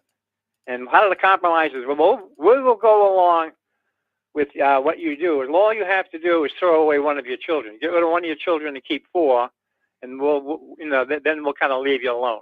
That's basically what the NRA is doing. As far as I'm seeing, as far as what I can see now. They want to sit there and we'll compromise on the assault weapons bill, but everything after that you have to leave us alone. And that's just not right. I mean, for an inalienable right, such as the Second Amendment, it's supposed to be untouchable. But yet they keep chipping away at the wall, trying to find a loose brick to break through. And this is what you're dealing with. This whole Harris-Waltz campaign, this whole not only campaign, the entire DNC. I mean, I couldn't even watch it. I mean, if I watched it, I'd be throwing up all night. Really, they just turn my stomach. The lies and the deceit. This is what they do: lie, cheat, steal, and that's the DNC wrapped up in a nutshell. This is what they do, and they've been stacking the deck for years, putting a politician here, a councilman here, a teacher there, a politician there, who's a hard left, radical hard left commie socialist. And eventually they got pretty much the whole damn deck stacked. So they think. But it's going to be up to the people. It's going to be up to the people to put their foot down, smell the coffee, and figure out the difference between, truth and facts and deceit and nefarious lies and activities like that. And it's really going to come down to survive, sink or swim, survivor perish this time around. Yeah, we've got to do it. Although I think Rob in the chat room said something that was important. We talked about it during the break. I'm sorry, Fred. I'm still with you. I think you're right, but Rob said something during the break because we keep talking about how important these elections are, right? And how this is the most important election. No, the one before was the most. Rob says this, and I agree with him on this. This is the heart of the matter. If every election is the most important, maybe we have too many things dependent on politics and government. I couldn't agree more with that. Fred, what do you say? Absolutely, you're absolutely right. I mean, you know, it's like you say, we've been hit by so many outside sources in this country, whether it be China or Russia, the globalists, billionaires, and millionaires who want to be billionaires, and the billionaires who want to be trillionaires, and they just want to take it all. You know, they want to take it all, control everything, and own everything, like that Klaus Schwab jerk over in Germany. Right. You know, you will own nothing and be happy. Oh yeah, well, I don't think so. I don't think I'm the only one who thinks that way. Yeah, no, I would agree with that. And of course, we've got to get our friends and other family and relatives, like Erich Pratt was saying, we've got to get them out to vote. We've got to get them to participate, right? Well, you know, in government, as far as the government goes, yeah, you're right. I mean, this is going to be sink or swim. But the government, like I said, they've been stacking the deck for so long, they think they got it all wrapped up, whether it be the Department of Justice, or the courts, or this, or the World Health Organization, or the CDC. All this has been influenced over the years with these crazy policies, and it's either go along or be crushed by be crushed by the weight of our power. This is what they believe. This is what they live for. This is what they do. And as far as like, if they can get the Second Amendment, they get anything. And it'd be the First Amendment, like I mentioned before, with Lois Lerner in the IRS in the Obama days, and he's another shadow creature that likes to sit there and pull the strings behind the scenes. Right. Which he has been with the Biden administration since day one, as far as I'm concerned. Yeah, no, I mean, look, anytime you weaponize any branch or division of the government against the private citizens, whether it's the IRS under Lois Lerner, whether it's the ATF now being weaponized against gun collectors who now they say, oh, if you sell one gun at a profit, you have to be an FFL, or, all these other things. That's when then people really need to start asking some hard questions like, is the government fulfilling its mandate for what it's supposed to be doing? And if it's just power for power's sake, then obviously we've got bigger issues here. We've got a big problem with that for sure. So it's well, I would say the most immediate answer to that would be, we shall not comply at all. We will not comply. Go ahead, do what you're going to do, and see what happens. Yeah. Well, that's the most American of ideas. I wouldn't want to be in your shoes if it does. Right. I mean, that's the most American. I want to see it happen, but no. What happens. And I agree. But I mean, we have a history in this country of civil disobedience, right? When people feel that a law is unjust or something isn't right, they won't comply. That's what America is known for, their civil disobedience. They will do that kind of thing. And that's where we run the danger of what we've talked about in the past of becoming an Irish democracy, when the laws become so unjust and ridiculous that people lose all respect for the rule of law and for what is up until that point has been the legitimate government. That's a very dangerous line to approach, because at that point you're inviting anarchy and chaos, and nobody wants that. They need to pull back from the brink. That's what they need to do. Absolutely. Well, I got to remember one thing about this, this whole Harris-Wolf thing too. I mean, Wolf has his own track record, and it's pretty horrible. Yeah. It's pretty horrible from any angle you look at it. But as far as like the whole campaign, these people, Kamala Harris had the opportunity for 3.5 years. She had 3.5 years to straighten out all these things, or try to straighten out all these problems on the border and this and that and the other thing. And she didn't lift a finger to do anything. She let Biden run the whole show and just sat there and just kept their mouth shut and twiddled fingers and, sit there and, stared up in space. Didn't get involved. Really didn't get, all the things. And now all of a sudden she's gonna do exactly the same thing she's been doing for the last 3.5 years. Yeah. It's just gonna be a continuation of Biden 2.0. That's all you're gonna see. And they paint up a pretty picture. I mean, between Hollywood and the people who promote the whole convention, looks pretty, but you know what? It's a lot of crap. It's a lot of it's 100% pile of manure that's going to be, they just polished it up and made it look nice. All right, that's what you're going to get. Thanks, that's Fred. What you're going to get out of this whole thing. Thank you, Fred, for calling in. I appreciate you being part of it today. Thanks so much for your thoughts today. And you're right, Kamala is nothing has changed. And what do I mean by that? Back in 2019, when she was vying for the presidency, She said that she promised she was going to impose new gun laws, including universal background checks, an assault weapons ban, and a repeal of the NCPLAA, which is the protection against firearm companies from being sued. But even Biden thought that was too much. This is the takeout from the debate in 2019. The AR-15 assault weapons. That's right. President Obama, after Sandy Hook, more than 23 executive actions, and yet here we all are today. In recent days, former Vice President Biden has said about executive orders, some really talented people are seeking the nomination. They said, I'm going to issue an executive order. Biden saying there's no constitutional authority to issue that executive order when they say I'm going to eliminate assault weapons, saying you can't do it by executive order any more than Trump can do things when he says he can do it by executive order. Does the vice president have a point there? Some things you can. Many things you can't. Let the senator answer.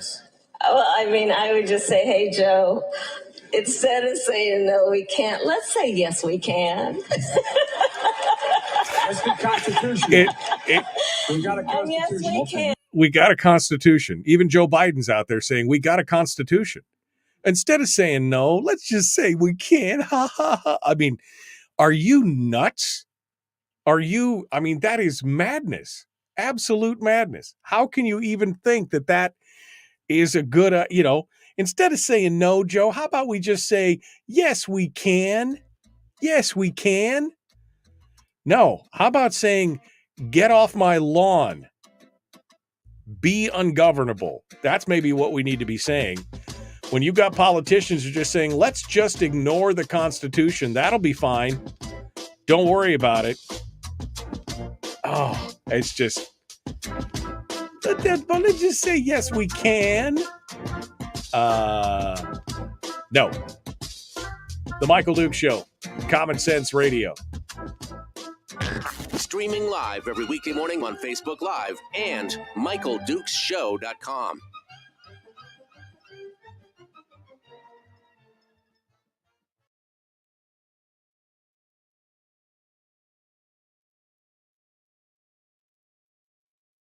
Okay, we're in the break right now. We got Willie coming up. I'm sorry, I'm still trying to futz here with Fairbanks to make sure that everything is going right. Let me set that to automatically go. All right. Yeah, I mean, what a hot mess. Kamala Harris. Goodbye. Again, I just, The AR-15 assault weapons. That's right. President Obama, after Sandy Hook, more than 23 executive actions, and yet here we all are today. In recent days, former Vice President Biden has said about executive orders, some really talented people are seeking the nomination. They said, I'm going to issue an executive order. Biden saying there's no constitutional authority to issue that executive order when they say I'm going to eliminate assault weapons, saying you can't do it by executive order any more than Trump can do things when he says he can do it by executive order. Does the vice president have a point there? Some things you can. Many things you can't. Let the senator answer. Well, I mean, I would just say, hey, Joe, instead of saying no, we can't, let's say yes, we can. Let's be constitutional. We got a Constitution. Yes, we can. let's be constitutional. We've got a constitution. And she's like, Constitution, smonstitution. Why should I let that get in the way of my agenda? Right? Why should I let that stop me from doing all the things that I want to do? I mean, seriously, at this point, like, what is actually going on in that thing? That Brian says that is a drunk woman. I mean, please, Rick says, for the love of God, please quit playing the clip. I think we should be playing that clip all the time. I mean, he's pointing out a constitutional point of law. It's Constitution. Well, instead of saying, no, we can't, let's just say, yes, we can. Yeah, she sounds nuts, says Chris. She sounds like a lunatic is what Chris is saying. And yeah, I mean, I've often thought that about Kamala. I mean, she is like some of the most out of touch, like weird, awkward, the laughter, the weirdness, the trying to be, hey girl, I'm out here on the street kind of thing. And I'm just like, that weird, full on, that woman is not right in the head. That's kind of what I want to say. That woman is not right in the head. So anyway, let me get this set up here for Willie.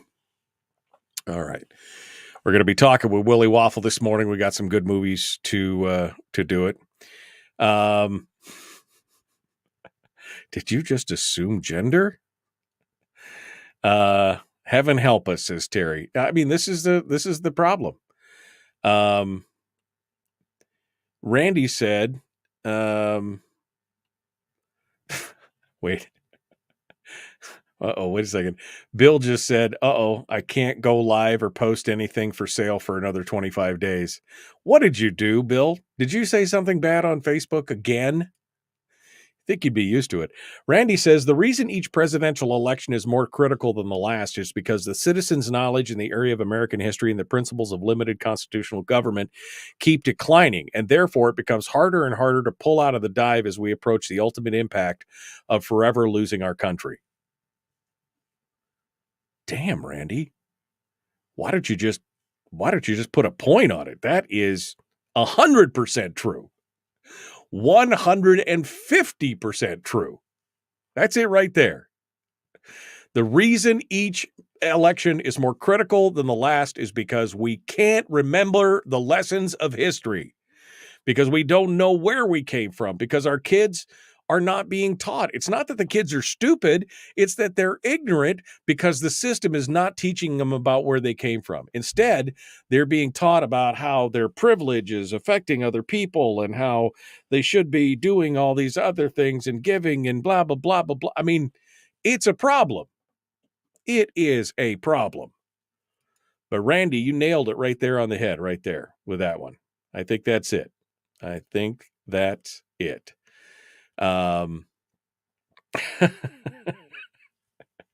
Yeah, Rick, I didn't read that out loud because I thought, that'd be something that somebody would censor me for right there. And Rick got spanked for saying something else. I mean, how could you? This free speech platform thing that we have going on here, that's not really free speech. Because if you make a comment that might be offensive to somebody, or you make a joke that somebody might, I mean, do we go the way of Europe? I mean, they put a guy in jail in England here recently for saying something on social media about that insulted somebody. And another one where the guy was posting about the riots that were going on in London, and they got him as well. I mean, what do we do? It's insanity. I don't know, man. I don't know. Anyway, let's go. The Michael Duke Show, common sense, liberty-based, free thinking radio. Let's do this thing. Here we go.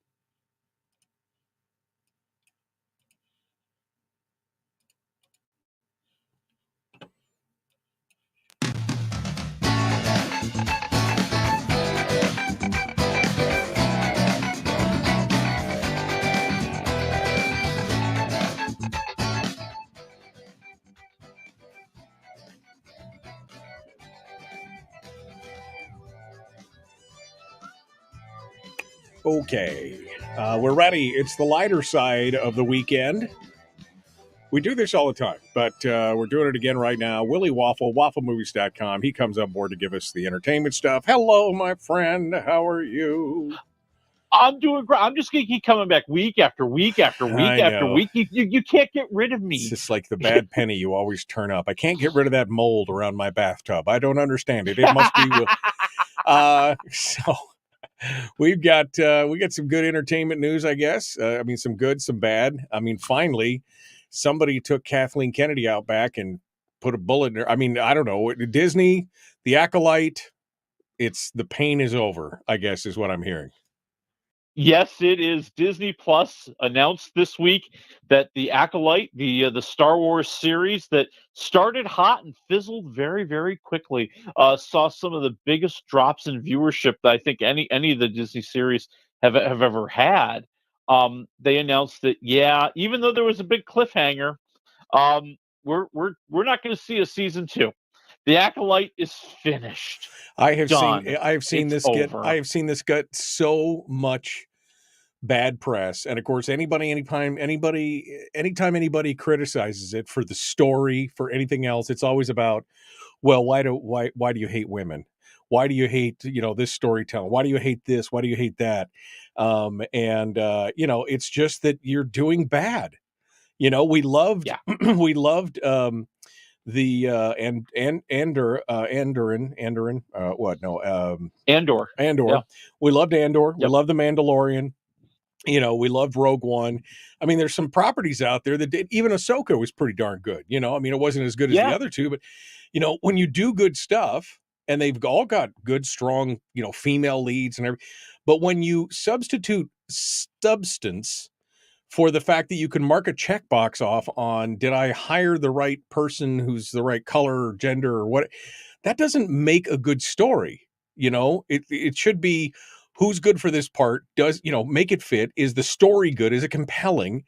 And I'm just, and Disney is just, man, they're dropping the ball, falling all over themselves on all this stuff, but they don't stop. Kathleen Kennedy's been making she's been the head of Lucasfilms for 12 years. And she said the other day, she's ready to retire, but she wants to leave on a high note. Well, good luck. You'll be here another 20 years based on your current track record.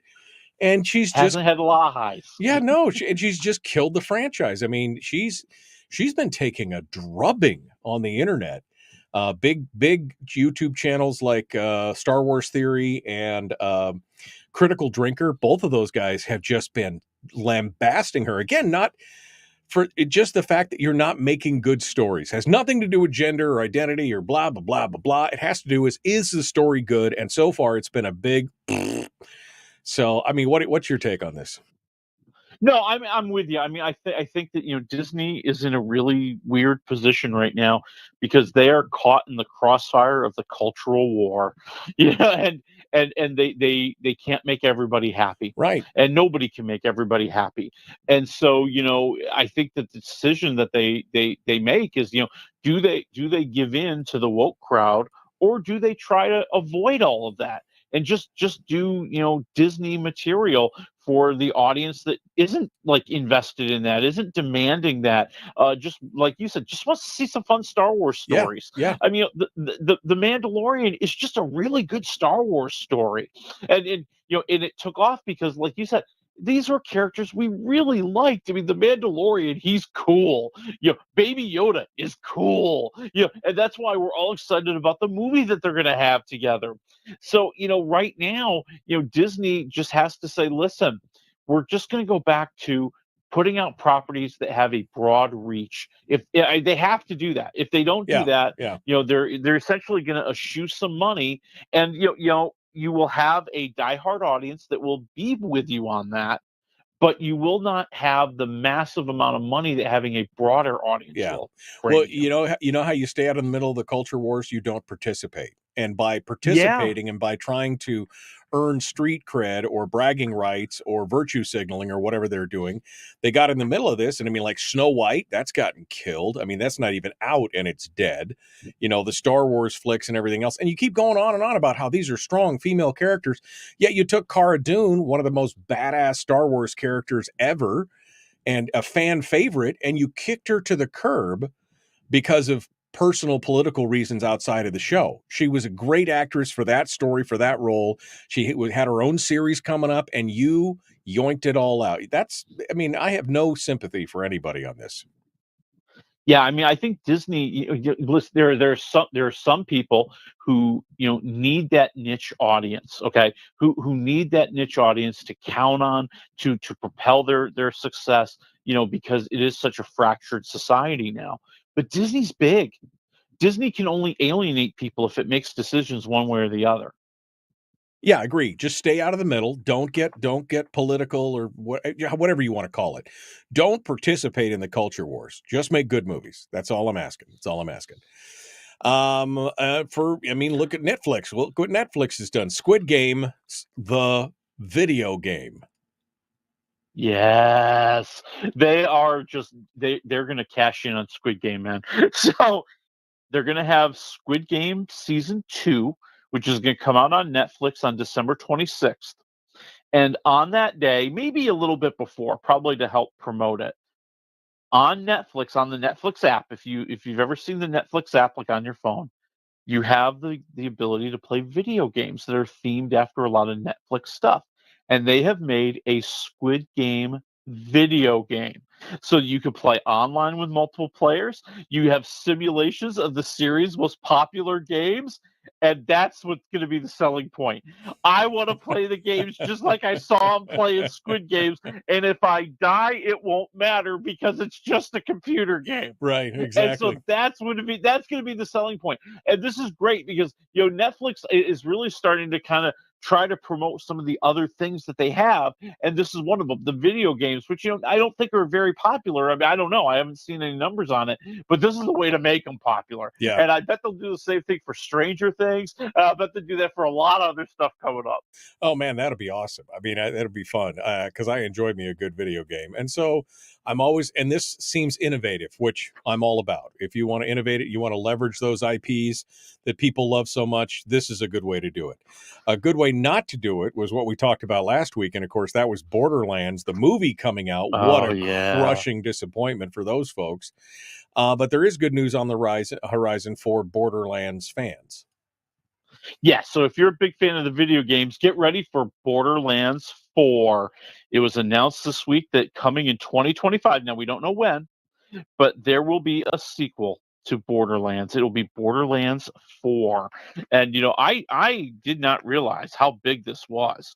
It's huge, yeah. It's huge. They have sold 87 million copies of the 7 different Borderlands games that are out there. Right. Wow. Yeah. And it's a lot of fun. It's not like a traditional video game. It's like a storytelling, interactive. It's almost like a comic book that you're playing and making decisions on. It's a very cool style. Telltale Games is the name of the company, the studio that puts it out. And they do some amazing work. And they've done some other ones. They did a Walking Dead Telltale. They did an Expanse Telltale. They've done a really good job. So I'm looking forward to it. I mean, that's something I would spend money on, would be a new Borderlands game for sure. So coming out in 2025? Yes, coming 2025. All right. Be ready. Well, I mean, we could have a video game segment on this show, and I could talk all about it because I am a total geek. That's for sure. You'd knock me out of the park on that. There's no doubt about that. Let's talk a little bit about that crossover, not the movie to video game crossover, but the professional athlete to actor crossover. Oh, God. We knew this was coming. Those of us who are big football fans saw the writing on the wall. And it's coming true in so many painful ways. In the footsteps of Brian Bosworth, in the footsteps of O.J. Simpson, well, maybe that's a bad example. In the footsteps of Jim Brown, one Kansas City Chiefs tight end, Travis Kelce, the future Mr. Taylor Swift, is making his way into the movies. There were 2 big announcements that happened this week. The first one was that he is going to be in a new action comedy called Loose Cannons, which actually sounds kind of like a funny movie. But the one that really blew me away, the one that made me go, oh, dear Lord, it's happening. Adam Sandler announced that Travis Kelce is going to show up in Happy Gilmore 2. Oh, jeez. Well, that'll be. Hey, Bob Barker, man, that was like his best role ever. So I mean, it really was. And the guy Jaws from the Roger Moore James Bond movie Jaws was in that movie. There's some great actors in that. All right, well, you never know. I mean, it's not like people who've made that crossover have a great history of doing super well, but more power to him if he wants to express himself in a different way. Who am I to argue with that? That's for sure. All right, let's move over to the streams. We got about 5 minutes here. You take them in any order you want. I'm your Huckleberry today. Go ahead. I say we go from bottom to top. And if we're talking about the bottom, we are talking about The Crow. Yes, is don't call it a remake, a reimagining. Okay. Because they're quote unquote staying more true to the original source material, the comic book. Okay.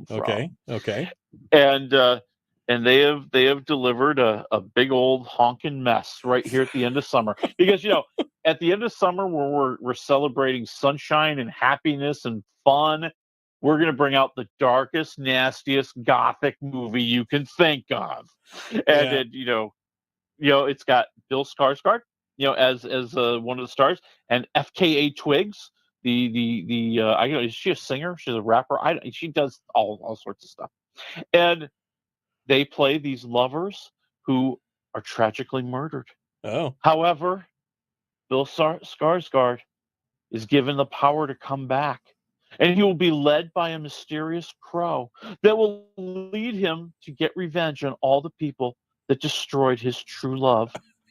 And now you're just gonna have mayhem and fights and brutal murder scenes. And if you're looking for anything else, forget about it. Okay. I mean, Skarsgård, he ain't in here. He's not in here to act. Okay.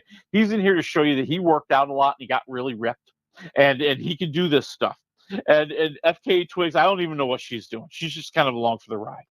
And it's a movie that really is trying to focus in too much on the imagery. Like, it's trying too much to kind of, get you into the mood rather than, let's tell a story. Let's develop the characters. Let's maybe have some surprising twists. No, none of that. None of that. This is a half waffle movie. Half waffle. And I like Bill Skarsgård. He's done some amazing stuff over the years. Too. So yeah. He's very, very good. All right. Well, then what's next? Then we go up to, so this is a Netflix documentary. It's part of a new series that they're bringing out called Untold, which is supposed to be like the stories behind the famous stories from sports that we know. And in many ways, the tragic stories we know from sports. Right. And the first one they brought out here was the murder of Erich McNair. Okay. So people who are not familiar with football, Steve McNair, great football player, was an MVP, took his team to the Super Bowl in a heartbreaking loss. Guy who's like borderline Hall of Famer, like he's really close. Right. And, and years after he retired, he was murdered on July 4th. And it was very mysterious. Like, what happened? How did this come about? So they kind of try to tell you the story of him and his career and being this ultimate underdog who really succeeded in the NFL beyond anybody's wildest imaginations. Right. And then the life he was leading kind of in retirement. See, when he was murdered, they also had another 19-year-old woman who was in the condo with him, and we find out that they were kind of dating, even though he was married. And you get into the sordid story, and so I think they try to pad it a little bit too much with kind of the history of Steve McNair. Right. And it really gets the most interesting about 10 minutes from the end when they start throwing out all these alternate theories about what really happened when he was killed. So I'm at like 2.5 waffles. I thought it was solid. All right. Solid. The last one is Blink Twice. We have about a minute. Blink Twice, Channing Tatum, tech billionaire, Spooky Island. Give it to me. Yeah, I mean, it's a spooky island. He's this tech billionaire, has all these beautiful women there, along with all these guys who are like influencers and people who work for his company and all sorts of stuff. And one of the beautiful women, this Frida Aki, starts to think that something's wrong, something's kind of creepy, something's kind of controlling. And oh, dude, when she finds out, it ain't gonna be pretty for anybody. I'm at 3 waffles. I thought Channing Tatum was really good. Yeah, I thought he was really good. Kind of this evil, beneath the surface, kind of charming guy. But you can tell something's wrong. And I like where the story went. So I'm at 3 waffles. Well, we're gonna have to talk a little bit more about that here after we're done. That sounds amazing. I love me some twisted stuff. All right, Willie, thanks so much for coming on board, folks. We're out of time for today. We'll see you on Monday. Have a great day.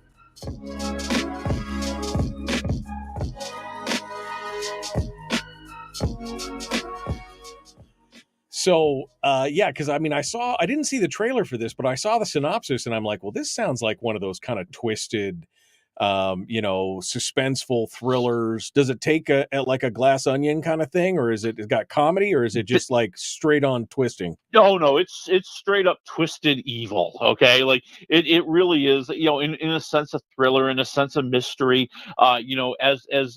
we really kind of get and almost a horror movie too, to be honest with you.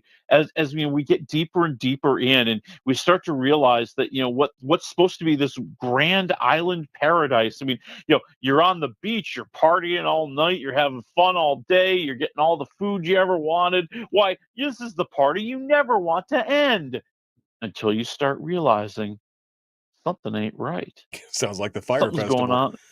Yeah, that's exactly kind of what it was. Sounds like the fire festival. Yeah. Then the bottom drops out. And I like watching this Frida Aki kind of trying to put it together in her head as she starts to see the clues, as she starts to see the reality that's out there and what's really been going on, and that's when it becomes kind of almost. It almost becomes a little bit of a revenge movie at that point. I think it was pretty good. And, the director is actually Zoe Kravitz, who is Channing Tatum's longtime girlfriend, and they might even be getting married soon. And she really proves to be a good young director.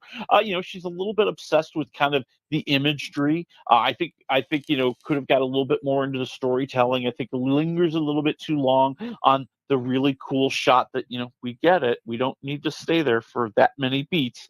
But you know what? I would hire her to direct a movie if I was a writer and I was a producer. And this is on the screen. This is on the theaters, but this isn't actually an Amazon Studio movie, right? Amazon MGM. Yeah. Amazon MGM. So, I think you'll probably see it on Amazon Prime fairly quickly. They typically want to get their stuff into theaters and then into Amazon Prime. So I would suspect 6 weeks, maybe even 4 weeks, just given that it's the time of the year. I mean, this is not exactly the biggest movie going time of the year. So it'll do okay. It won't make tons of money. It won't be challenging Deadpool or anything like that. And then they'll put it on Prime Video while people still have an inkling that it's out there. They still remember the advertising. They kind of remember what it's all about. Well, it's got a bunch of folks in it: Channing Tatum, Naomi Ackie, as you said. It's got Haley Joel Osment in it, Christian Slater, Gina Davis, Kyle MacLachlan. I mean, that's kind of a star-studded cast. I mean, there's a lot of folks. Oh, absolutely. And hey, listen, that's a testament to that Amazon money, baby. Yeah, no, I will take all of that money right now. Thank you so much. Just give me 1% of the Amazon money and I'd be happy. So it's all good. All right, my friend. Well, what are we doing next week? A movie that I'm kind of curious about. It's called Afraid. It is where the artificial intelligence starts to take over. Oh, that's not prescient or anything. I mean, Ooh, man. All right. Well, Willie, thank you so much, my friend. I appreciate you coming out and joining us. Thank you so much. You got it. I'll see you next week. All right, folks. On Monday, Morgan Dulane is going to be joining us. She's a candidate for the school board in Fairbanks. Might have somebody else on as well. We'll see. We'll see how that goes. We'll see how things rock and roll on that. All right. I'm out for the weekend. I will see you guys on Monday. Have a good one. Be kind. Love one another. Live well.